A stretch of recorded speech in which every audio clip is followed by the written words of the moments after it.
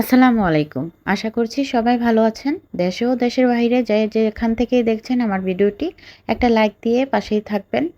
ভিডিওটি না টেনে দেখার অনুরোধ রইল। পুরো ভিডিওটির সাথেই থাকবেন আশা করছি। আমার প্রিয় ভাই ও বোনেরা যারা আমাকে এত সুন্দর, সুন্দর কমেন্ট করে আমার পাশে আছেন, সবাইকে অনেক, অনেক ভালোবাসা। আমি আপনাদেরকে আজকে চিকেন ঝাল রেসিপি করে দেখিয়ে দেব। চলুন তাহলে দেখে নেন আমি কি, কি নিয়ে নিয়েছি এই চিকেন ঝাল রেসিপিটা করার জন্য।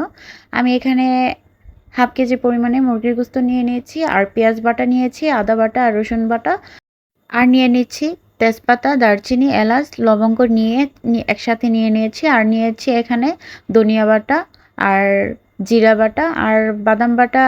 প্রথমে আমি ব্রয়লার মুরগিটা ভেজে নেব। চলুন তাহলে আমি এখানে চুলার মধ্যে একটা প্যান বসিয়ে দিলাম আর পরিমাণ মতো তেল ঢেলে নিলাম।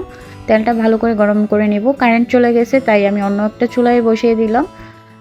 এখন আমি চিকেনগুলো ভালো করে ভেজে নেব।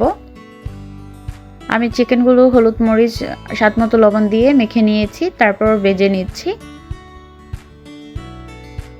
এভাবে চিকেন ভেজে নিলে মুরগির রান্নাটা অনেক টেস্ট হয়। যারা ব্রয়লার মুরগি খেতে চায় না তারাও একবার রান্না করে দিলে বারবার খেতে ইচ্ছে করবে তাদের, এতটাই টেস্টি হয় এভাবে করে চিকেন রান্না করলে।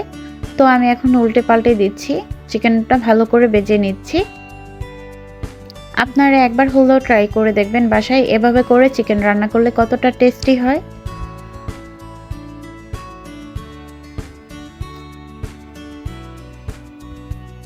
চুলার জালটা মিডিয়াম আঁচে রেখে আমি চিকেনগুলো ভেজে নিয়েছি।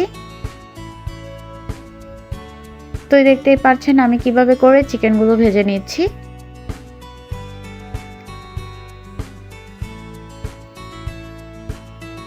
চিকেনটা ভাজা শেষ পর্যায়ে এখন আমি তুলে নিচ্ছি।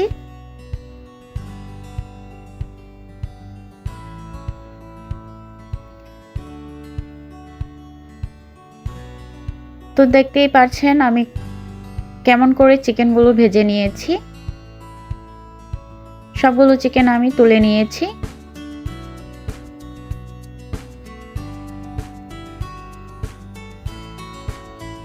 এখন আমি একই তেলে চিকেনটা রান্না করে নেব। এখন আমি দিয়ে দিচ্ছি পেঁয়াজ বাটা। আমি 2 চামচ পরিমাণে পেঁয়াজ বাটা দিয়ে প্রথমে আমি কষিয়ে নিচ্ছি। আর এখন দিয়ে দিচ্ছি আদা আর জিরা বাটা। 1 চা চামচ আদা বাটা, 1 চা চামচ জিরে বাটা। আমি আদা আর রসুন একসাথে পেস্ট করে নিয়েছি। তো দিয়ে ভালো করে মশলাগুলো কষিয়ে নিচ্ছি। একটু ভাজা ভাজা করে নিচ্ছি যেন মশলা থেকে কাঁচা কাঁচা গন্ধটা না আসে। এভাবে করে একবার হলেও ট্রাই করে দেখবেন কতটা টেস্টি হয় ব্রয়লার মুরগি রান্না করাটা। যারা নতুন রাঁধুনি আছেন তারাও একবার ট্রাই করে দেখবেন, সহজেই রান্না করে নিতে পারবেন কোনো রকম ঝামেলা ছাড়া। এখন অল্প পানি দিয়ে দিচ্ছি যেন মশলাটা পুড়ে না যায়।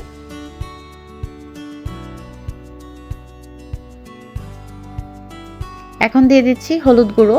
আমি যেহেতু মুরগিটা ভাজার সময় হলুদ গুঁড়ো দিয়েছি তাই এখানে 1.5 চা চামচ হলুদ গুঁড়ো দিয়ে দিচ্ছি। আর 2 চা চামচ মরিচ গুঁড়ো দিয়ে দিচ্ছি।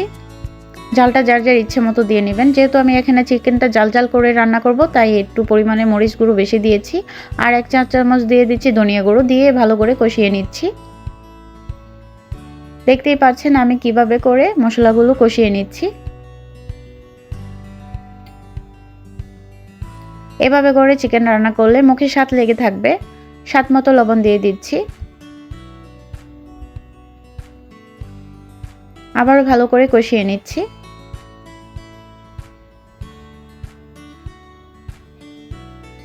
এখন দিয়ে দিচ্ছি গরম মশলা, তেজপাতা দিয়ে দিচ্ছি, দারচিনি দিয়ে দিচ্ছি, আর দিয়ে দিচ্ছি এলাচ। দিয়ে ভালো করে কষিয়ে নিচ্ছি। আমি কয়েকটা লবঙ্গও দিয়ে দিয়েছি, আপনারা চাইলে দিতে পারেন, স্কিপ করতে পারেন। আর আদার পরিমাণটা কম হয়েছে তাই আবার একটু আদা অ্যাড করে দিচ্ছি। এখন আবারও ভালো করে কষিয়ে নিচ্ছি।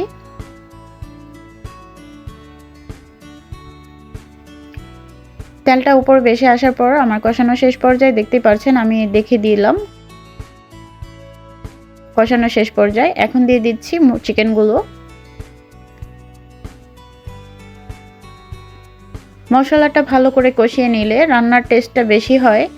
তো এটা সবসময় মনে রাখবেন, মশলা ভালো করে কষিয়ে নিলে যে কোনো কিছু রান্না করলে আপনার রান্নাটা অনেক টেস্ট হবে।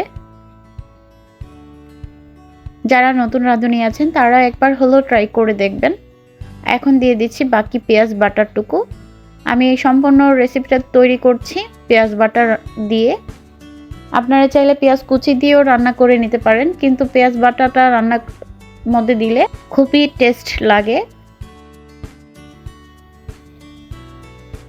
দেখতেই পাচ্ছেন আমি কতটা কষিয়ে নিচ্ছি, খুব ভালো করে কষিয়ে নিচ্ছি আমি। কিন্তু একবার খেলে মুখে স্বাদ লেগে থাকবে এভাবে করে চিকেন রান্না করলে।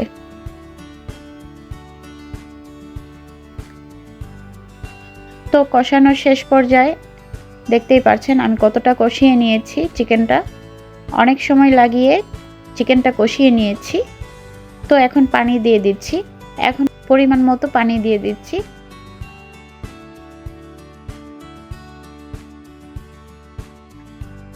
পানিটা আমি শুকিয়ে নেব। যতক্ষণ পর্যন্ত পানিটা শুকিয়ে না যাবে ততক্ষণ আমি চাল করে নেব। এখন একটা ঢাকনা দিয়ে ঢেকে দিয়েছি। ঢাকনাটা তুলে এখন আবারও নেড়ে চেড়ে দিচ্ছি। যারা নতুন রাঁধুনি আছেন তারা আমার এই রেসিপিটা একবার হলেও ফলো করে দেখুন, কতটা টেস্টি হয়। তো দেখতেই পারছেন পানিটা অল্প শুকিয়ে আসছে। এখন দিয়ে দিচ্ছি কাঁচামরিচ।